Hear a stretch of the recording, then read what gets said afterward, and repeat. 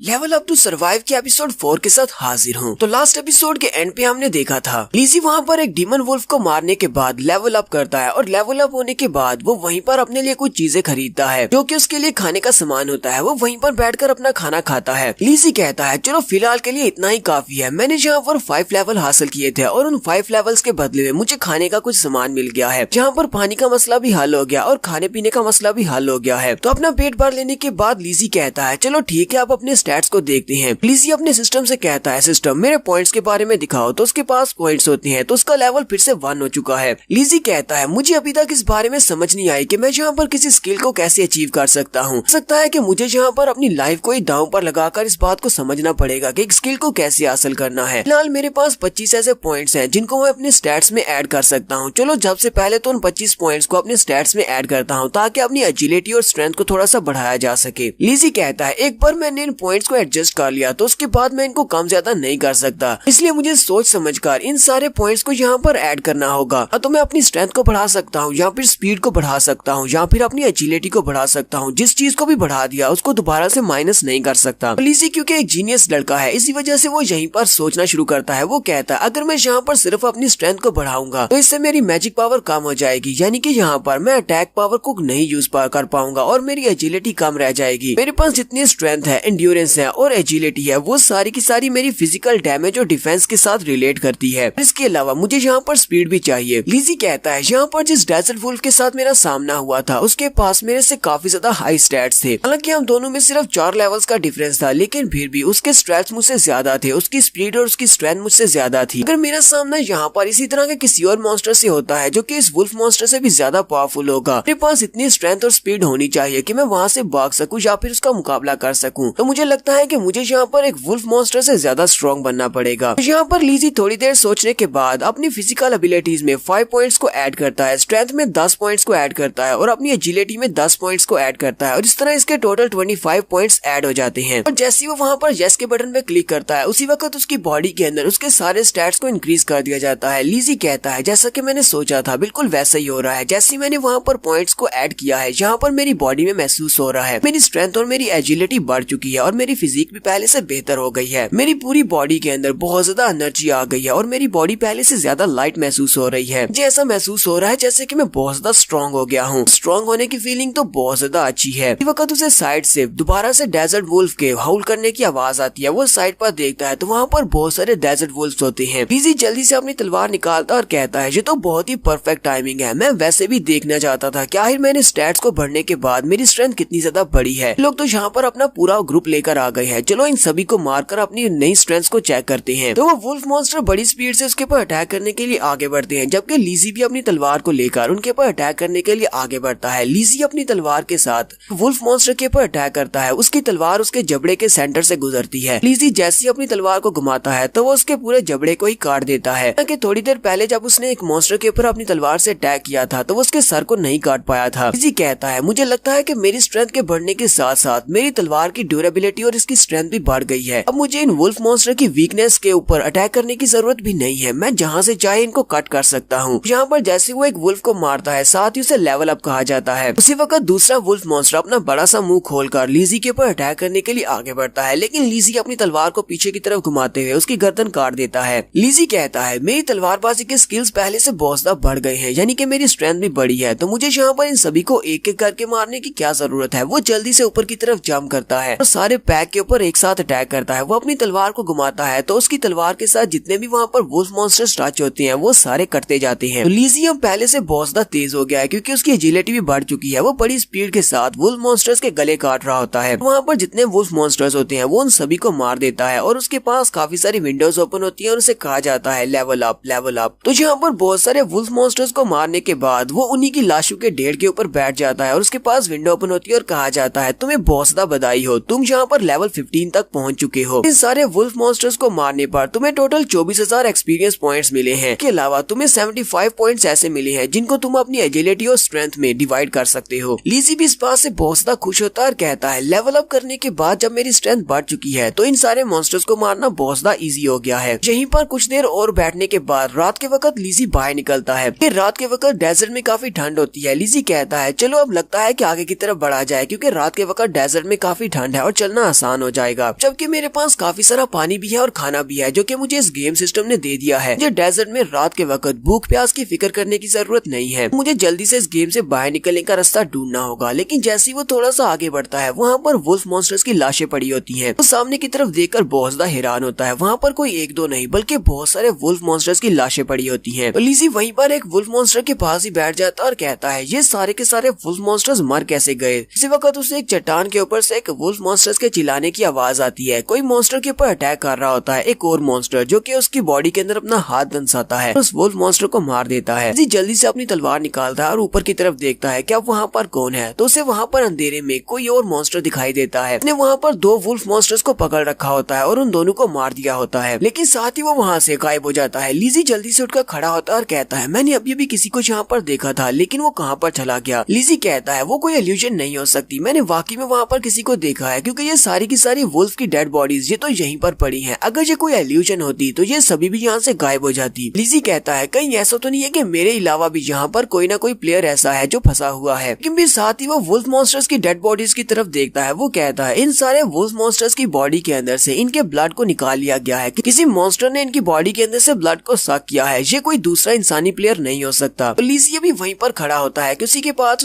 Window भी open हो जाती है, जबकि पीछे से वो मॉन्स्टर भी उसके ऊपर अटैक करने के लिए आगे बढ़ रहा होता है। लिज़ी सोच रहा होता है, ऐसा नहीं हो सकता, मेरे जैसा कोई और प्लेयर यहाँ पर किसी क्रूल मेथड को कैसे यूज कर सकता है इतने सारे वुल्फ मॉन्स्टर्स को मारने के लिए। साथ ही वो कहता है, नहीं ये कोई दूसरा प्लेयर नहीं हो सकता, ये तो कोई मॉन्स्टर ही हो सकता है। और साथ ही उसका सिस्टम उसे वार्निंग देना शुरू कर देता है कि जल्दी से बचो, तुम्हारे ऊपर एक मॉन्स्टर अटैक करने वाला है। इसी वक्त पीछे से वो मॉन्स्टर उसके ऊपर अटैक करता है। लिज़ी पीछे की तरफ घूमता है और अपनी तलवार को घुमाते हुए उसके हाथ को ही काट देता है। तो उसका हाथ एक टेंटिकल की तरह का होता है जो कि वहीं पर नीचे गिर जाता है, बिल्कुल एक लीच की तरह। और उसके हाथ को काटने पर लिज़ी की तलवार की ड्यूरेबिलिटी -25% के हिसाब से कम होती है, क्योंकि वो मॉन्स्टर काफी ज्यादा स्ट्रॉन्ग मॉन्स्टर है। इसी वजह से उसकी तलवार की ड्यूरेबिलिटी भी ज्यादा यूज हुई है। लिज़ी उस कटे हुए टेंटिकल की तरफ देख रहा होता है कि ये क्या चीज है। लिज़ी कहता है, लगता है कि ये कुछ ज्यादा ही पावरफुल मॉन्स्टर है जिसने यहाँ पर इतने सारे वुल्फ्स को मारा है। इसी वक्त उसके सामने एक ह्यूमनॉइड मॉन्स्टर आकर खड़ा हो जाता है जो कि एक बीटल मॉन्स्टर होता है। हालांकि राइटर ने इसके कैरेक्टर को थोड़ा सा वेनम के जैसा बनाने की कोशिश की है, तो वो मॉन्स्टर उसके सामने आकर खड़ा हो जाता है। लिज़ी भी अपनी तलवार को उसके सामने करते हुए बहुत ज्यादा घबरा रहा होता है। लिज़ी कहता है, ये तो एक बहुत ही हाई लेवल का मॉन्स्टर है, ये वुल्फ्स तो इसके सामने कुछ भी नहीं है। लिज़ी कहता है, अगर मैंने यहाँ पर लेवल अप करने के बाद अपने स्टैट्स को नहीं बढ़ाया होता तो मैं तो यहाँ पर नहीं बच पाता, अभी तक इसने मुझे मार दिया होता। क्योंकि उसके अटैक की वजह से न सिर्फ उसने उसके टेंटिकल को काटा होता है, बल्कि उस बीटल मॉन्स्टर ने उसके चेस्ट के ऊपर भी कट लगाया होता है, वहाँ से उसकी ब्लीडिंग हो रही होती है। लिज़ी कहता है, मैं तो इसके सिंगल अटैक से ही अब तक मर चुका होता।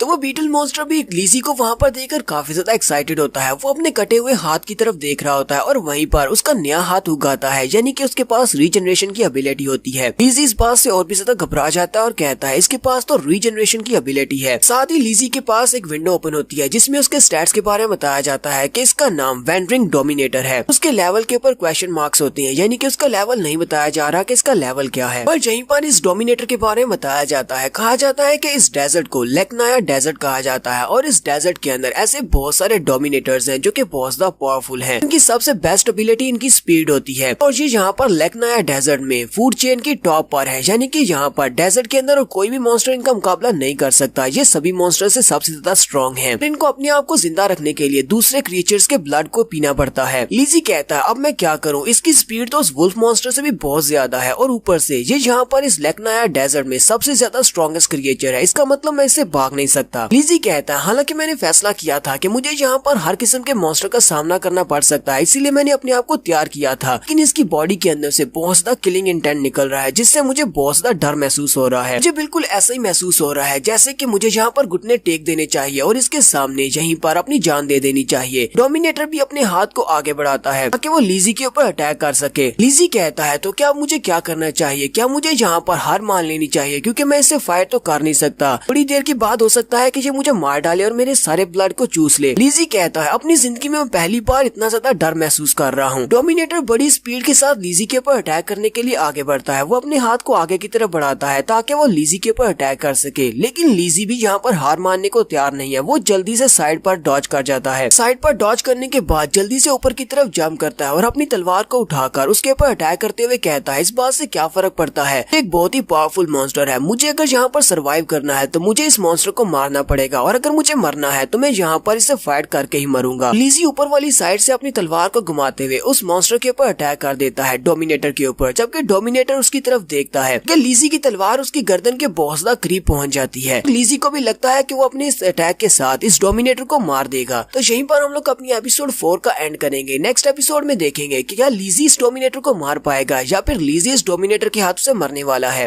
एपिसोड की एक्सप्लेनेशन अच्छी लगी हो तो कमेंट करके जरूर बताइएगा। चैनल को सब्सक्राइब कर दे, वीडियो को लाइक और शेयर कर दे। शुक्रिया।